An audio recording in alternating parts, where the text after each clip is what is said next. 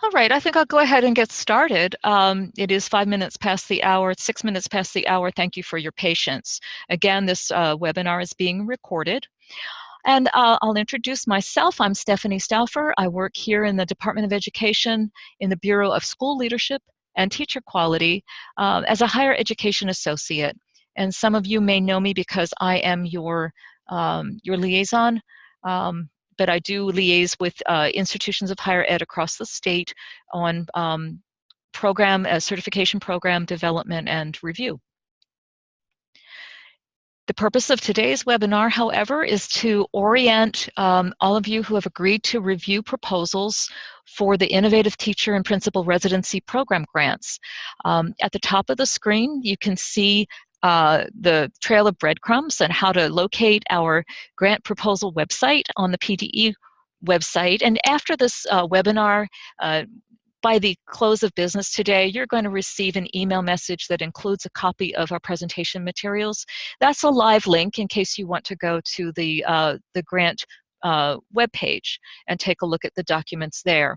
We're going to attach some of the important documents as well, some of the templates, so that you can review those in advance of and become familiar with those in advance of receiving your packets of actual proposals to review.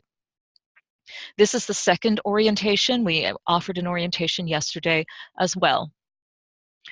My contact information is presented here. It's also repeated at the bottom of the document in case you need to call me, excuse me, email me, or even fax me. We do thank all of you for agreeing to review proposals. We've had an incredible response from across the state, a very positive response, expressing intents to submit proposals for the grants, for the residency grants. And without your participation, we would not be able to review all of the proposals that we expect to receive. I do need to start today with a conflict of interest inquiry. We have received intents to submit from the institutions that you see in front of you. There is a table with the names of institutions, and we're asking that, if we have inadvertently invited a representative of one of these institutions to this training or to this orientation, that you recuse yourself now and leave the meeting. And we apologize if that's happened, but we do want to be sure that no institution is privileged by having this information that I'm going to cover today. I will let you know excuse me, that these are institutions of higher ed, and they are also alternative providers listed on this table here.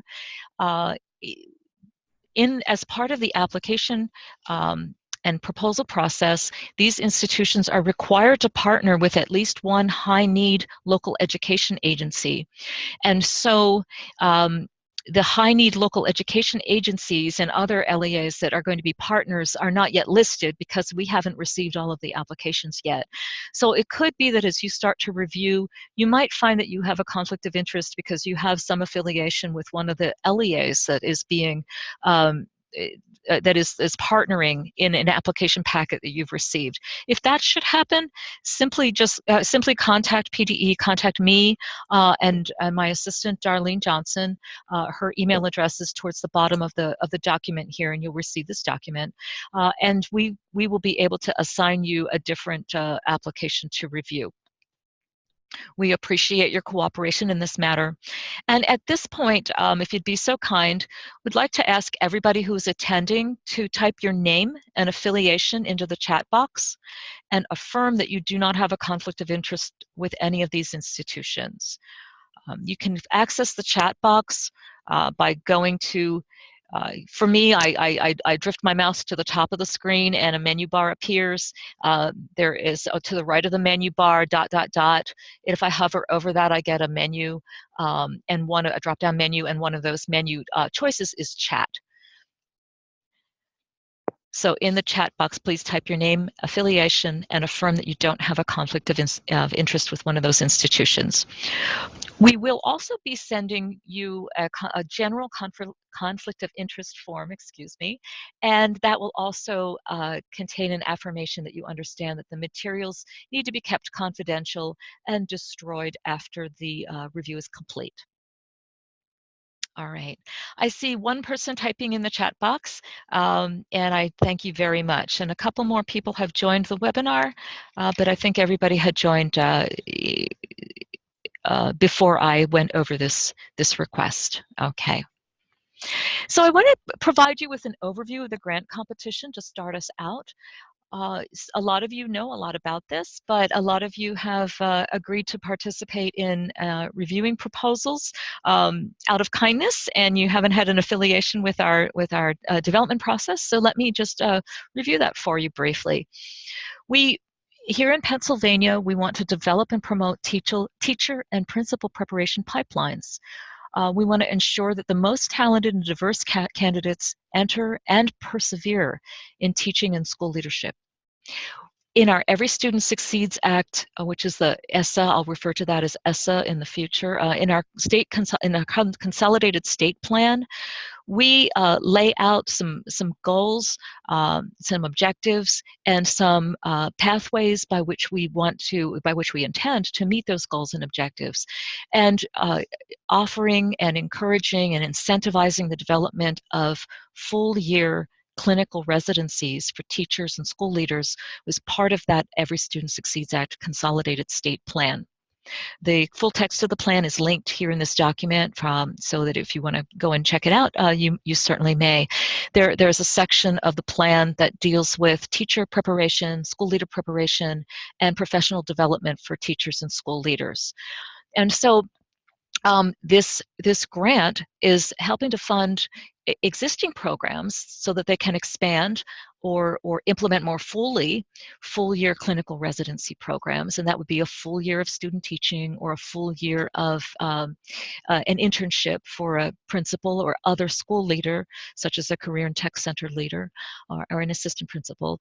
And we want to fund planning of these types of programs as well. So the funding is going to come from the Every Student Succeeds Act, Title II, Part A. And in the Act, the federal legislation, there's set-aside funding for states to conduct activities to support effective instruction. And so Pennsylvania decided, and it's one of the secretary's initiatives to support these residency programs, either implementing, expanding, or planning. We have $2 million available to us for grants during this round. This is money that the state has already been awarded. And we're using this in the first year of what we expect to be a multi-year competitive grant program.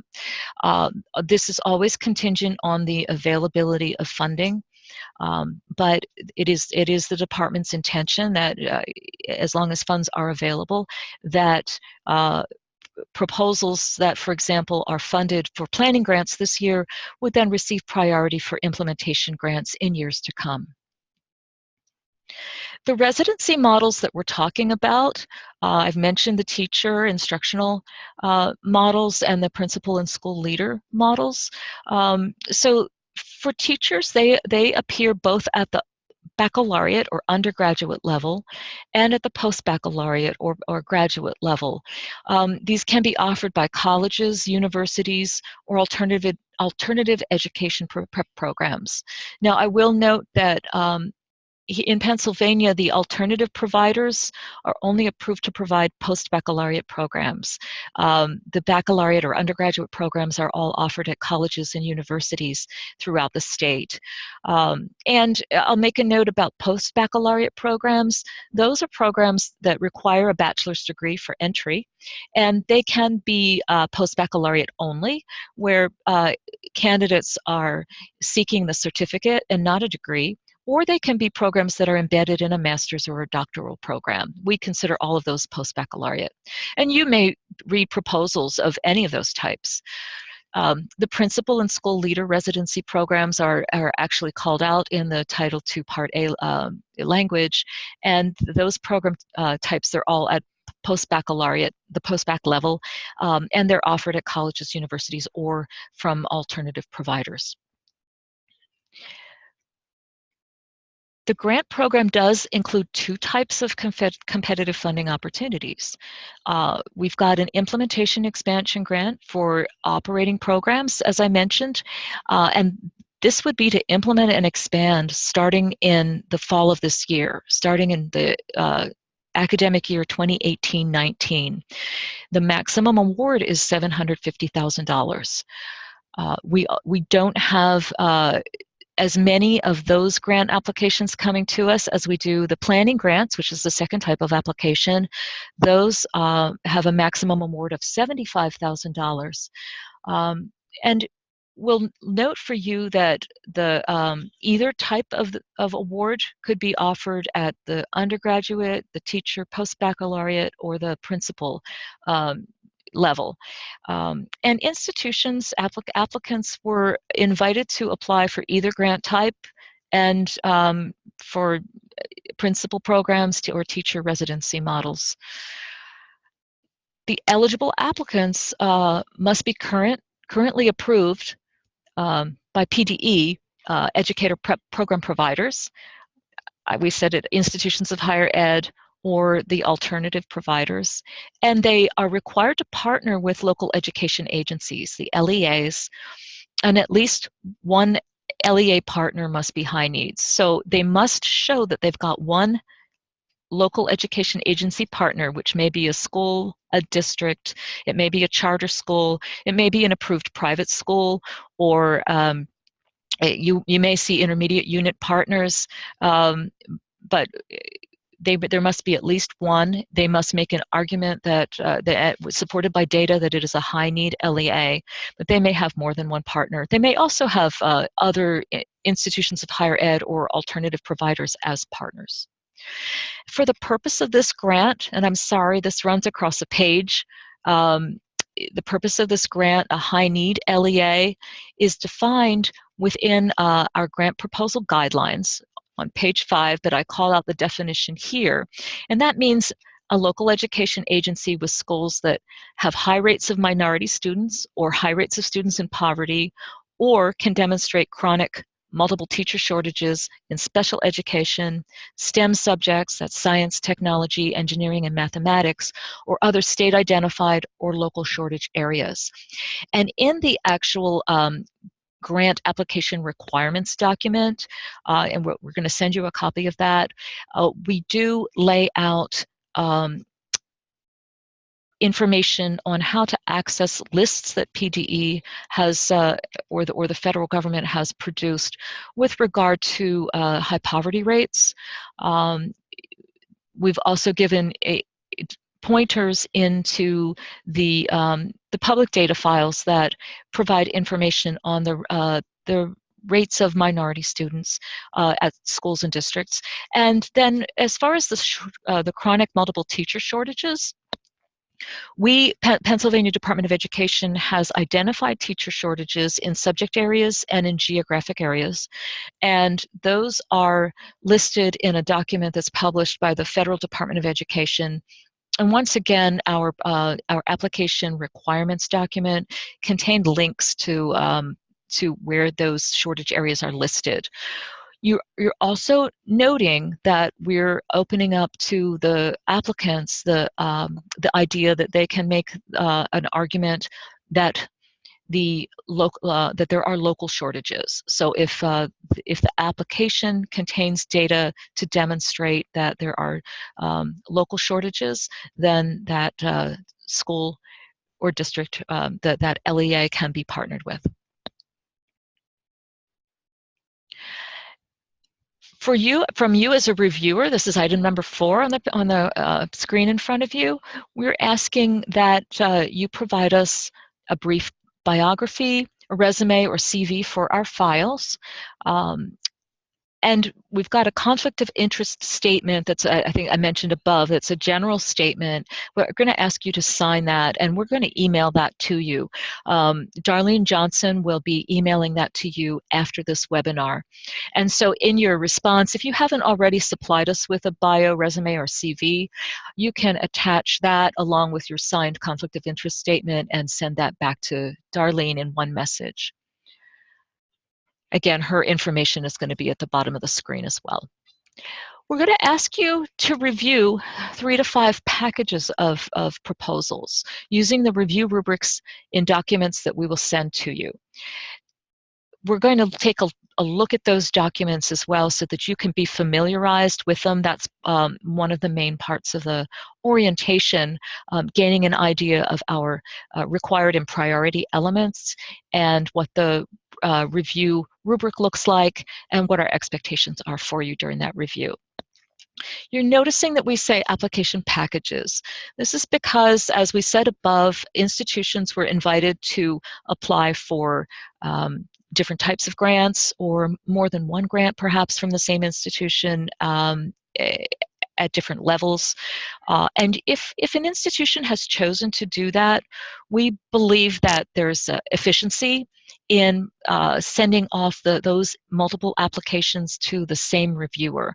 Often the institution will be demonstrating that they have the capacity to do the work, and that will be the same from one proposal to the next. And so you save some time in your reviews by being able to review all of those at once. And I'll give you an example. We might have a university that's got a pre-K to 4 program that wants to plan a teacher residency, and they also have science and mathematics secondary education programs, both of these at the undergraduate level that want to submit planning grants. And we said, yes, go ahead and do that. And then you as a reviewer might get both of those planning grants to review from the same institution. Other institutions have, say, a post-bac teaching program where they have already implemented a residency model and they're looking to expand it, and maybe a principal program where they're doing the same thing, and maybe a different school of educational leadership at that institution is sending in an application.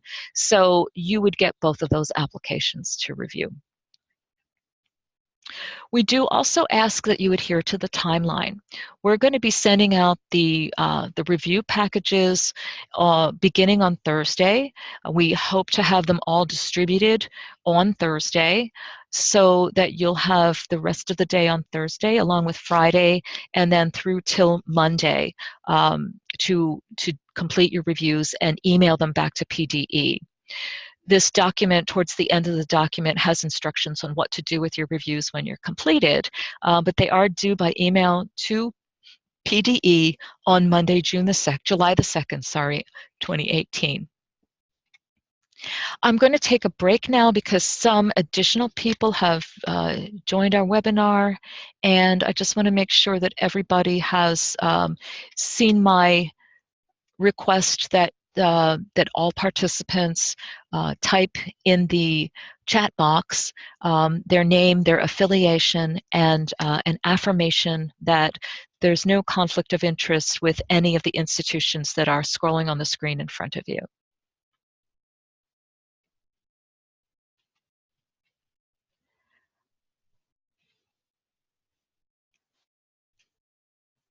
Okay. So at this point, I want to give you an idea of what the application documents looked like for the people who are filling those applications out right now. We want to show you that there were 2 parts posted to our website. First were the guidelines, the grant application guidelines that were posted in early May, and then grant application requirements are parts 2 and 3 of the guidelines that gave more specific instructions about how to assemble the applications. In part 1 of the guidelines, we provide some background in the form of some of the literature and some of our arguments for incentivizing the clinical residency models in Pennsylvania. And so we do invite you to Read those guidelines. I think you'll find them interesting. And then they describe the types of grants that will be offered, as I have just gone over earlier in this webinar. Then parts 2 and 3 of the guidelines, which are called the grant application requirements, as I said, they lay out in more detail what the sections of the application must be. And we're going to send you a copy of that so you can refer to it. But in front of you here on the screen, what I'm highlighting right now, these are the sections of the application that are covered in the application requirements. Institutions were asked to submit these as PDF files, and they were provided with templates in some cases to fill out. In other cases, they were just asked to create their own version of the document. And I will tell you that some of those application files are coming in as PDFs, and some are coming in as individual attachments, PDFs, Word files, Excel spreadsheets, and that's all fine with us. Just so long as you're able to handle the document types that you receive. If you have any issues with opening documents, please let us know immediately. So in the application package, there's going to be a cover page which will tell you where to find all of these other elements. If they've produced one PDF file that does include all of these other elements, then they'll tell you what page to go to find the project abstract or to find the budget projection, etc. That's very helpful. The next part of the application is the project abstract, which is also called Rider B. And this document is going to correspond with parts of our proposal narrative, particularly the program design and deliverables and the action plan. So I'm going to take you into a blank copy of the project abstract right now, just so that you can see what that looks like. So if you'll indulge me while I share that document with you.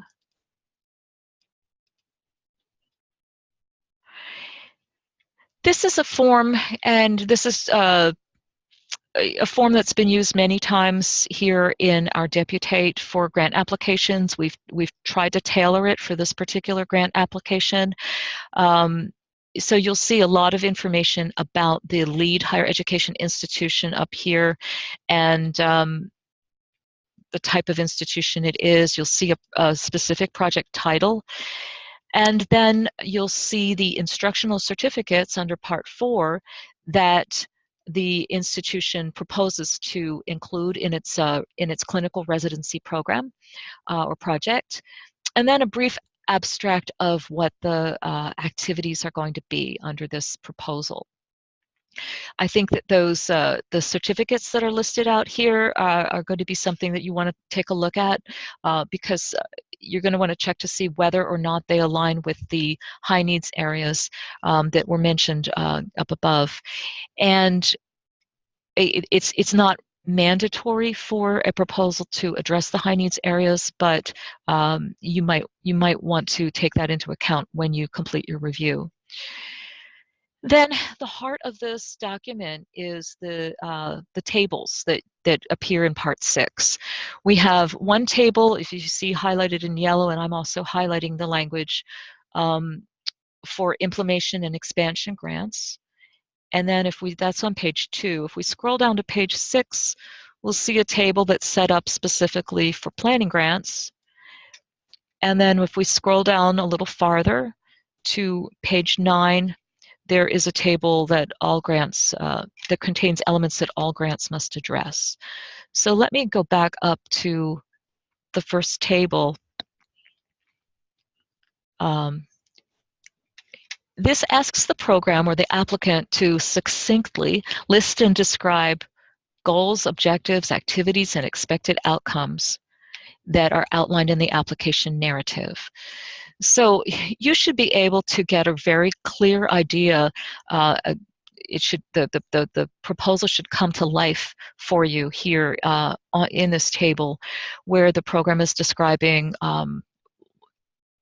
for each objective what the goals are, what the sub objectives are, and then activities that go to those objectives. There's going to be descriptive language up here Sorry, we've got some of these boxes that can be filled in, and it's asking me to fill them in. Descriptive language up there in those lines, and then a description of what outcomes are expected. For the implementation and expansion grants, these should be pretty granular and specific. These are programs that are already operating in some way, and so they should have a very good idea of what their capacity is, what their plans are, and how they're going to implement those plans, and even how many participants they would have potentially for implementation in the coming academic year. I want to point out that we've already filled the table out to correspond with the required elements and the priority elements. The requirements are labeled R in the table, and the priority elements are labeled PE. Those priority elements are not mandatory, but institutions that submit proposals that contain those priority elements will receive extra points or extra weight in their scores. So we've got 6 required elements. The first is a strong partnership between the prep program and one or more high-need local education agencies. And then below that, they're going to tell you how they're addressing that requirement. The second requirement is that they build in a full year of clinical practice teaching or a full year of clinical leading alongside an expert mentor teacher or an expert mentor principal or school leader. And this, we want to note for you that this full year doesn't have to be in one academic year. That might be the most standard way to approach it, but it could be distributed across more than one academic year. And it's up to the applicant to decide and to convince you, the reviewer, that their decision and their plan is feasible. The third requirement for an implementation or expansion grant is that relevant coursework be provided, and that relevant coursework should be tightly integrated with the clinical practice. Often in residency models, the coursework is offered in the summertime, maybe a summer prep course or a summer follow-up course, a series of courses. It can be offered on the evenings, it can be offered on Saturdays, or at other times fit in around the full-time residency. It's going to be up to the applicants to make decisions about those sorts of program design elements, but they must be included. The tight coupling of coursework to the clinical practice must be included. The next required element is that expert mentor teachers or the principals or school leaders should be recruited and trained to co-teach or co-lead with the residents. That's a necessary part of the proposal. How is that going to happen? The co-teachers, co-leaders must, at a minimum, meet the PGE requirements that are in the school code. But here we're asking program proposals to show us how they're going above and beyond to identify these expert mentors and train them. Another requirement is that financial support be offered to eliminate or significantly reduce the burden for candidates who will be residents. And finally, there will be an attention to how to increase diversity among the teachers and leaders in the pipeline. So we know that we can't increase diversity necessarily in one semester, in 1 year, but we need to see and be convinced that there is a method, a feasible method to increase diversity among educators in the pipeline. And then there are priority elements, the first of which, optional, but priority, is that the residents would be incentivized or required to commit to teaching or leading in the partner LEA upon completion of the program. And we know that in Pennsylvania, we can't necessarily require a school district to take on a candidate who's been a resident in that district, to hire that person and bring them onto the staff. So we find that districts sometimes in their hiring process provide points for candidates applications, for the portfolio that a candidate presents upon application to become a teacher in the district or a principal in the district. And so somebody who's been a resident in the district in this sort of selective program, supported program, who's been a successful candidate, could possibly be given extra points in the hiring process. We have not provided details, and this conversation that I'm having with you right now is confidential. We are looking for applicants to have had those conversations with the partner LEAs, and to, if they're submitting an implementation or expansion grant, and to have come upon some sort of agreement or solution that either can be put in place immediately or can be refined and negotiated through the course of the year as the residents become ready to take those jobs. So it will be up to you to make the judgment regarding how well they address that desired, or that expectation there. Another one of these elements is, sorry, I'm scrolling here. So another element is that, priority element is that high ability candidates be selected. So an application might describe how they are going to interview, how they're going to select their candidates to participate in the residency program, particularly if there are not enough slots in the residency program or enough support for all of the candidates that they have in their program. An additional priority element is ongoing mentoring and support for residents after they successfully complete the program and earn their certificate. So proposals for how, and plans for how the applicant, the IHE and the LEA partner are going to continue to mentor and support the graduate or the certificate holder. And finally, a priority element would be to plan around or implement around a minimum cohort of 3 to 5 teacher residents in a teaching school setting. So this would be a place where then evidence-based practices would model, we would have modeling of evidence-based practices with diverse learners. And we do list out the types of diverse learners we're thinking of, but the list is just as an example, and it's not limited to these types of diverse learners, but to English learners, students with disabilities, gifted students, or students with low literacy levels. So we're really interested in seeing that the implementation and expansion grant programs are really guiding the residents in understanding their context in the high need school, and how to handle and teach in the high need school, how to be successful and lead to student success. I'm just going to break here to see if there are any questions so far. I know this is dense material, and I've been talking a lot. So if you want to make a comment or ask a question, and unmute yourself or type a question in the chat box or a comment, I'd be happy to take that now. Otherwise, I'll continue.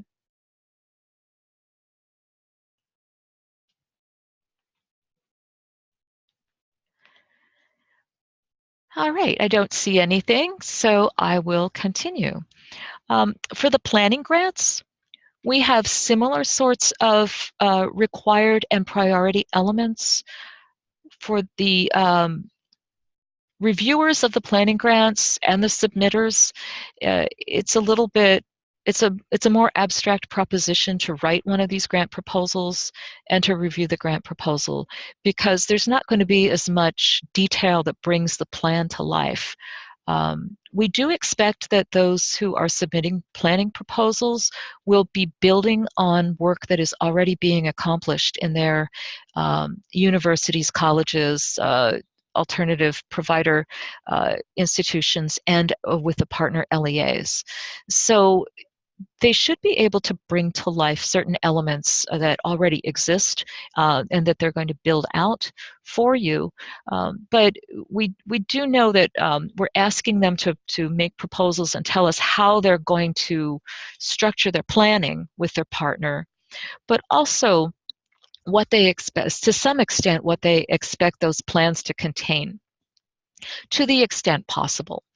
So here the grantees are going to develop a program design, and then they're going to include plans for launching and implementation in order to establish the residency experience in partnership with at least one high-need LEA, and that seems pretty clear. We want to see that their plans are going to be informed by data, so they should be telling you where they expect to find the data, what kinds of data they expect to be using, how they're going to work that with all of their partners, and particularly in collaboration with the collaborations between the institutions, the lead institution and the LEA. We know that they're not likely to be working with potential candidates much in the coming year as they plan, but they may be, and they may find creative ways to do that to help them with their plans.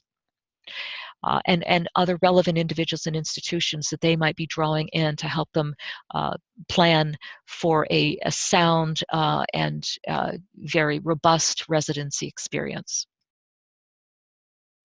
The plans must address the minimum requirements for the residency models that were identified above as well. So we want to make sure you know that they need to be paying attention to the required elements for the implementation expansion grants, so that when they are prioritized for an implementation or expansion grant in the coming year, they have thought about that or those requirements. They should show you what the multi-year timeline is. If they get the opportunity to build and expand, how are they going to do that? They should address the evaluation and evidence-based continuous improvement, both of their candidates. How are they going to evaluate and ensure that their candidates will improve over time? And then how are they going to evaluate the residency model and build in improvement processes, continuous improvement processes into that model? And finally, with required elements, they must incorporate input from the LEA partner. So I think we've already covered that, but it is a separate, we called it out as a separate requirement for the planning grant to highlight it, and you will be rating on that if you receive planning grants to rate. Then we have the priority elements, which again are not required, but they are desirable. So they include the priority elements that were mentioned above for the implementation and expansion grants, and then we add sustainability. They should address sustainability, including how they would use existing institutional resources to support the implementation over time. Another priority element is showing us how they're going to improve the diversity among the candidates, the participating cohorts. And here we list out inclusion of underrepresented candidates, including but not limited to low-income student residents, residents of color, and first-generation student residents. So these are additional categories of underrepresented students that we hadn't mentioned above, except for low income. I'm sorry, we mentioned above low income and residents of color, but the first generation I think we hadn't mentioned above. It's an additional category that could increase the diversity of the student body or the candidate body. Once again, these are examples. They're not limited to these categories of diversity. Another priority element for the planning grant is to show us how the applicant is going to provide opportunities to build the skills and experiences needed to effectively serve diverse learners. And then here we list out, again, some of those categories of diverse learners. Finally, we've got a table that includes requirements for all grants. We've got evaluation. How does the proposal address the need to evaluate? An external evaluator is not required for these proposals, for these projects, but we do expect that internal evaluation is going to be proceeding of many different types, evaluating the candidates, evaluating with using different kinds of measures, both quantitative and qualitative, evaluating the educators using your standard institutional evaluation form, but maybe using other sorts of evaluation tools as well. How is the institution going to conduct reporting? What is the reporting plan? The expected outcomes for the reports. So I'm sorry, there are expected outcomes in each category. But and then how does the grant administration and oversight, how is that planned? That should be very clear to you. So that is the project abstract Rider B, and as you can see, that contains a whole lot of detail. So you're going to want to use that as an adjunct as you read the project narrative. Did you have any questions about that project abstract before I switch back to the agenda for this webinar?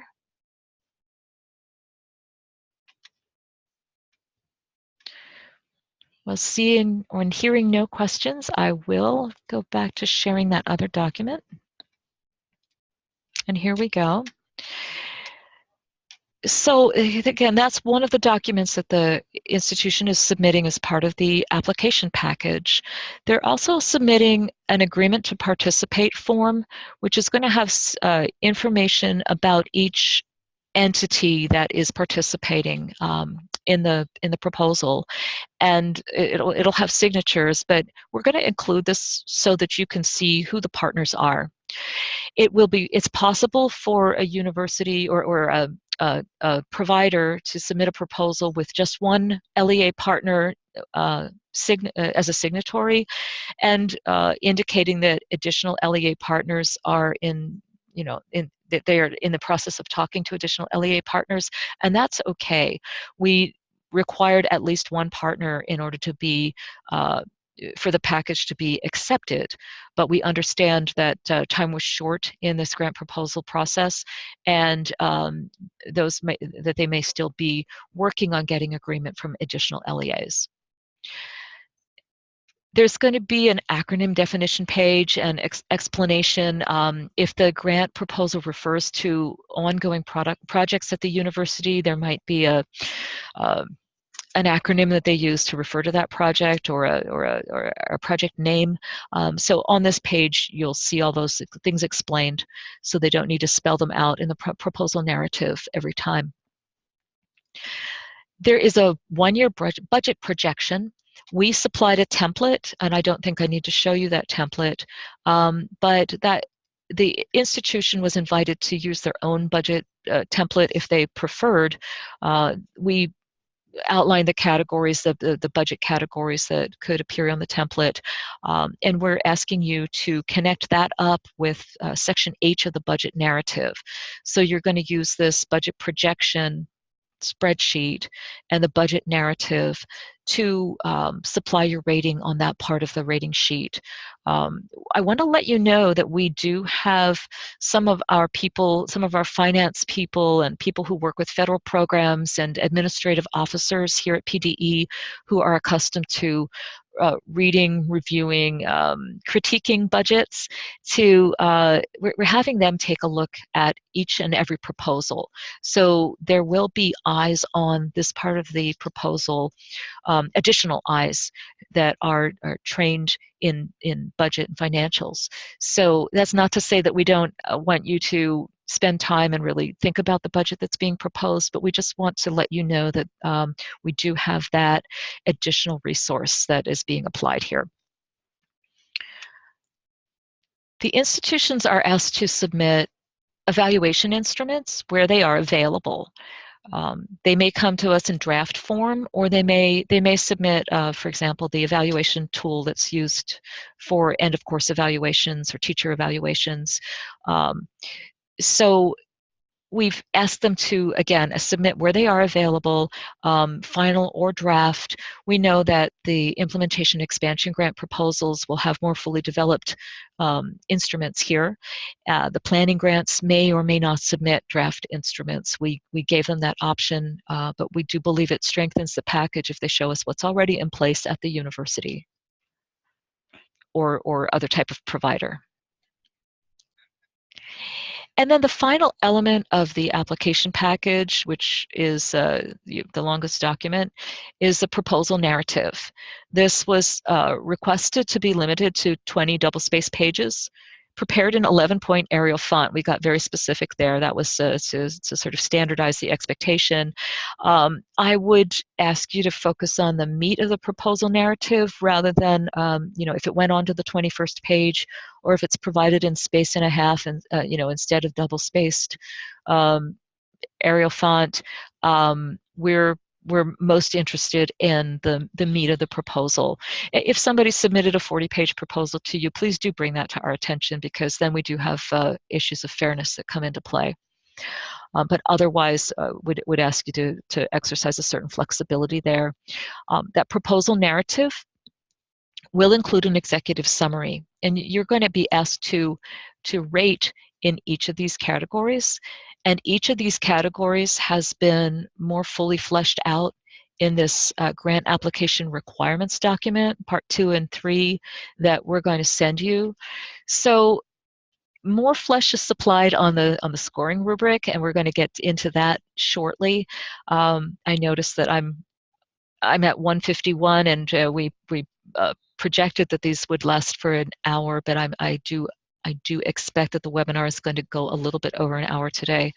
But we want to let you know that the executive summary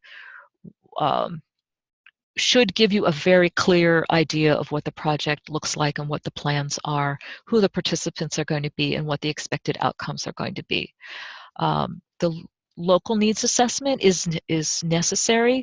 They need to show you the supporting data that leads them to partner with this with this LEA, with this local education agency, what cooperative planning is going to take place, and why they chose the subject areas that they chose for their programs that they're proposing. Part C and D, we said, correspond very strongly to the project abstract that we've already looked at, but here they're going to describe how the program is designed and what the deliverables are going to look like, and the plan of action that they're going to implement in order to get there, to be successful. Again, for the implementation expansion grants, these will be granular and specific. For the planning grants, you'll see a lot of information about how the plans are going to be developed and how the partners are going to meet, but you should also see some specifics about what the institution is already doing and how they're building on what they're already doing. I'm sorry to repeat myself, but I think it's worth just keeping that in the forefront of your consciousness there as you think about the planning grants. Each proposal narrative should include a sustainability plan,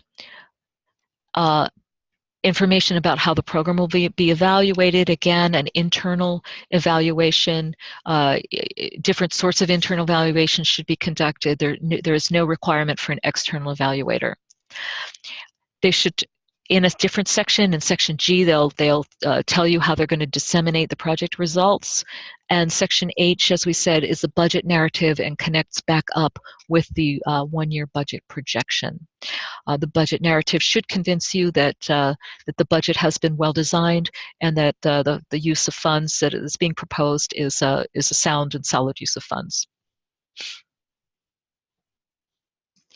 Here in front of you, as we move on, I have listed out the required elements, the minimum required elements, and the priority elements of both of those types of grants, the implementation expansion and the planning grant. The planning grant is for implementation by 2019-2020.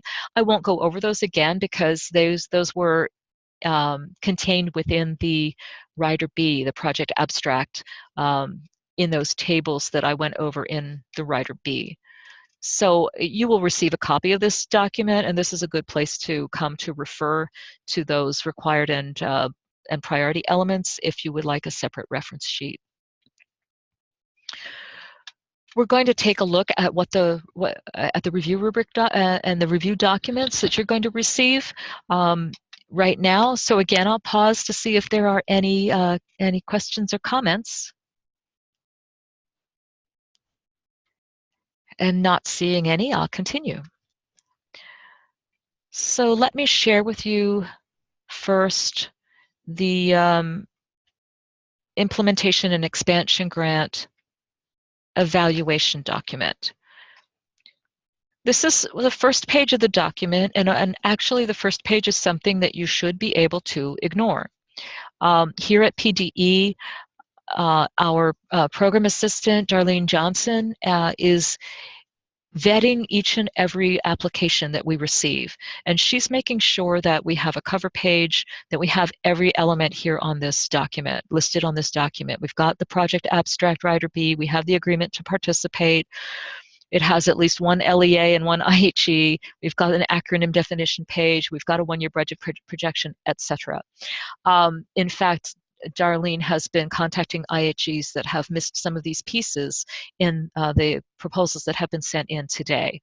So an application should not come to you unless every single part of this page is already present. We haven't judged the quality of what's here. We're just saying that it is here, and so it's a complete application. This page, however, page 2, is going to be your guide for the meaning of the ratings that you're going to supply for each of the elements that we discussed earlier. We're asking you to, here these instructions say you must use the point values below, but we're not actually asking you to use point values. We're asking you to think about performance levels for each performance indicator.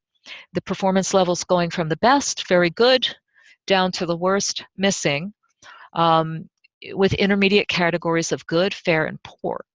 And a very good application that's an application that comes to life for you, and it comes to life for you in a way that convinces you that the plans that are being laid out are well conceived, that it's feasible, that the ideas are thoroughly developed, it's clearly articulated, and you are convinced that awarding the funds to this proposal would be a good use of funds. But they've met our criteria, and most important, they've met the criteria for that particular performance indicator, and they've done a very good job of it. The evaluation of good for a performance indicator is sufficient. A good application is doing what you would expect. It's not going above and beyond. It may be a bit general, but it does meet the requirements. It gives you adequate information. You might have some areas where you don't have full explanations, or you have some minor questions that remain. You might see some minor inconsistencies or weaknesses, but all in all, it has met the requirements for that particular performance indicator. A performance indicator where you're going to give a fair rating might be one where the institution's proposal is sort of vague and nonspecific. This is where you've got an application that is aware. It seems that the writers or the producers are aware of the criteria, and they're in good faith trying to address the criteria, but they're perhaps not focused, not as detailed as they would need to be in order for their plans to come to life in your mind. You've got limited information, and you're not necessarily satisfied with the way the criteria are being approached. It's really minimal. The poor performance on a performance indicator is a performance by the applicant that doesn't meet the criteria, or it either does not meet or it has failed to provide the information that goes to that performance indicator, or perhaps even the information is inaccurate, or another type of response that is poor, or provision of information that's poor, is information that would require substantial clarification for you to understand how the grant proposal criteria that PDE published, how those criteria are being met. So this is really an instance where you say, no, it just doesn't come up to standards. They appear to be aware of the standards, they appear to be trying, but it really doesn't meet our expectations. You'll notice the sentence here, it contains significant grammatical, typographical, and or syntactical errors. We do expect the proposals to sort of meet minimum English mechanics, and you might find that a poor response or a poor proposal will also not be very well expressed, but you might find some grammatical or spelling errors up here in a very good response or a very good proposal. And so we do ask you to mainly focus on the meat, but these significant language errors, significant mechanical errors in expression might relate to requiring substantial clarification, and that's why they're tied to an evaluation of poor for a particular performance indicator. And finally, providing a rating of missing means that the application really does not address this criterion, or it simply restates the criterion. It gives the language of the proposal guidelines and doesn't actually flesh it out with any specifics that relate to the particular program that's being proposed. So you're going to apply those criteria, very good, fair, poor, and missing, to each of those required elements. When what you'll see here is that we've got the parts of the program narrative, the proposal narrative, laid out before you, and many of those portions of the proposal narrative we ask you to rate with, holistically with one performance level, from very good to good, fair, poor, or missing. We also give you a place to enter notes. So you may add notes. You don't have to add notes, but the notes might be very helpful to us if we have questions about why you rated. Not that we're going to have time to come back and ask you, but we will note that these review sheets will be kept, they will be filed, they'll become a record. So we'd ask you to provide notes if you think something is substantive, but provide them in a way that is collegial and constructive, because they do become a part of the permanent record, or at least the interim record. We do want to let you know that if you just click in the box, you'll find an X appears. Please make sure that you only have one X, because as you note, I don't have anything that stops me from giving 2 ratings to this particular performance indicator. So please be careful about that. The language here, as I said, relates each time to the description of the part of the application. And I see a question coming up, so I'm going to just take a look at the chat box here. I see and this is a private message, so if you'll excuse me, indulge me just a second. We had a clarification question. Are the packages coming to us electronically, and are all submissions back from reviewers coming back to you electronically? Yes, our process will be to distribute the review packages by email, and for you to send your reviews back to us electronically. If you prefer to fax, we can handle that. If you are in my building and prefer to get paper copies, we can handle that. Or if you have a need for if you have a need for an accommodation, we can accommodate you, but we really prefer to do this all electronically. You can be in touch with me, Stephanie Stauffer, or Darlene Johnson. Again, her email information will appear at the bottom of this document, if of the agenda document, if you need an accommodation of that nature. So we ask you to judge in each case, to read, consider the language, consider the performance indicator here, and then judge according to those 5 categories. Please don't leave any of the items blank. We would ask you to provide a rating to the best of your ability in each of those categories. And we ask you not to compare proposals one to the other, but really use these criteria up here as your guide. for each of those performance indicators and give us a rating. We also ask you to think more about the performance indicators, those very good, good, fair, poor, and missing words, rather than the point values that you see next to those boxes that you're going to check. We're going to use those point values as we then collate your ratings to come up with some statistics that will help us analyze the ratings and award the grant proposals, make the awards. I do want to point out that under Part 3, Program Design and Deliverables, and in each case you can see the weighting of a section, that was not included with the proposal guidelines, and to this point that has not been made public. So at this point we ask you to keep that confidential, but you'll see that the points do add up to 100, and this part, Program Design and Deliverables, is being given 25 points. So this is 25% of the rating of the package. Under Part A, this is the list of the required elements for the Implementation Expansion Grant, and you'll notice that there's a note to the reviewers here. These are required elements. If any one or more of these are missing, you're going to rate this 0 because every element is required. But if we're going to ask you to don't stop rating at that point. We're going to ask you to continue reading, and we're going to ask you to supply information about how the other elements are addressed here in the comments box.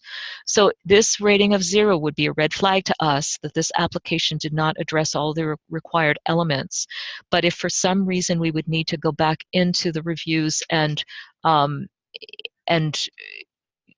garner more information about what you thought, what you as the reviewer judged, how they address the other elements, the other required elements, then we would be able to find it here. So we do ask you to pay attention to that instruction and follow those guidelines there. These elements listed B, C through F are the priority elements that were not required in the grant application, where I said they would get the applicants would get extra points if they did address these priority elements. And so this is where they show up in your review. Then you get to rate the action plan. Do they provide a clear, feasible, and well-conceived plan and timeline for implementing and staffing the proposed activities, and for successfully achieving the proposed goals and activities? The sustainability plan, do they provide a clear and well-conceived plan for how the proposed program would be sustained beyond the funding timeline for the grant? And we have a couple of elements that it should include. Again, there is more information and more detail on the expectations for each of these sections contained in the grant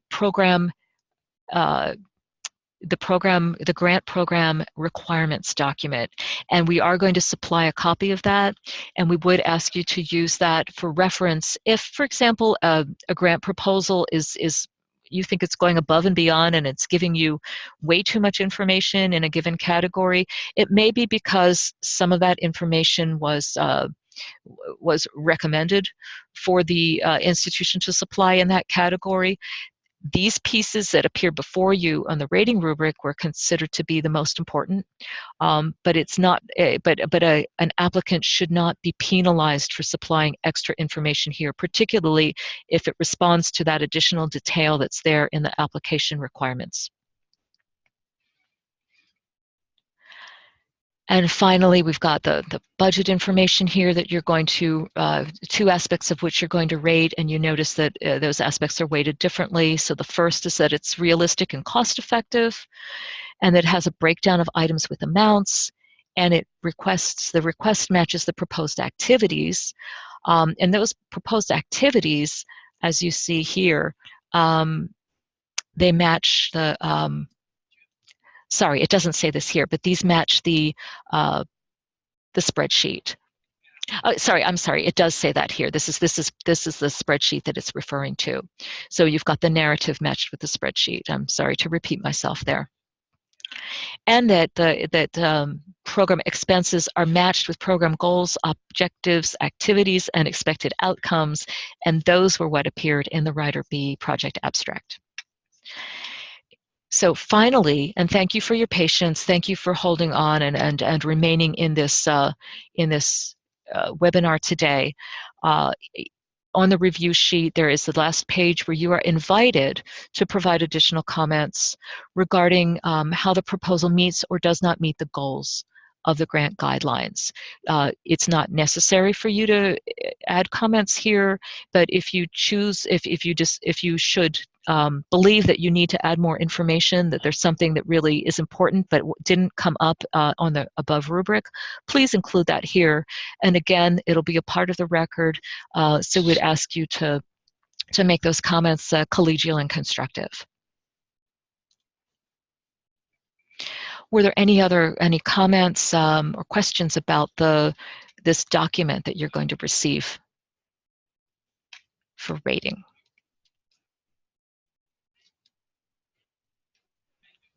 Okay, well, if not, then let me move back to sharing the other document, the agenda.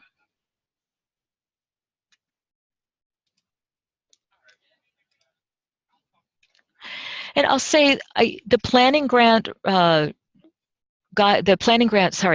rating document for the planning grant is very similar to what we just went over for the implementation expansion grant. So I won't go through that. It looks the same and it covers the same categories, breaks things out, though according to the requirements and priority elements of the planning grant. It also includes a page for you to add additional comments if you would want to do that. But I do need to tell you how to submit your reviews. We'll ask you to attach your review document to an email message. In the subject line of the email message, we'll ask you to supply the name of the lead institution and the type of proposal. So I give you an example here. Just in your subject line, say university whatever or college whatever, and that this was an undergraduate teacher proposal. That would be, and send us back an individual document for an individual message for each review that you do. I will make a change to this this agenda. I'll add that point here so that when you get a copy of this, it'll include that instruction. If you should forget to do any of those things, it's certainly not the end of the world, and you won't need to resend it to us. Just try to help us out with your email messages by including these things in the subject line so that we can more easily sort out these responses from all of the other messages that we're getting on our other work ongoing. And then we ask you to send your review document, your completed review document in a message back to Darlene Johnson at this email address and copy me, and one of us will acknowledge receipt of your review. If you have questions while you're doing the reviews, you can contact me at the email address above or below, and I will be monitoring that email address through the weekend for any of you who are so kind as to continue your review process during the weekend. I've really come to the end of my presentation today. I want to thank you all for participating, and I do want to just recap the conflict of interest request. If you haven't already typed your name and affiliation into the chat box, I'd like you to do so and affirm that you don't have a conflict of interest with any of the institutions listed below. And this will also serve as a record of your attendance at this webinar. I do want to point out that the local education agencies that are going to be participating are not listed here because we haven't received all the applications yet. So if you should receive an application package to review and you know that you have a conflict of interest with one of the LEA partners, please do let us know immediately and we can reassign you. Once again, we can't award this money without your participation, so we really appreciate your willingness to spend the time today on the orientation and in the coming few days to review the applications that you're going to be sent. I have a question that says, I may have missed it, but each submission will be reviewed by what number of reviewers? We are assigning 3 reviewers to each application. So we expect to have applications from about 31 institutions, and there may be multiple applications from each of those institutions. So to get 3 eyes on each application, you can see that we need quite a few reviewers. So we really do appreciate your participation. Did anybody have any questions or comments again as we close out today? And I'll remind you all that we are recording. We're still recording.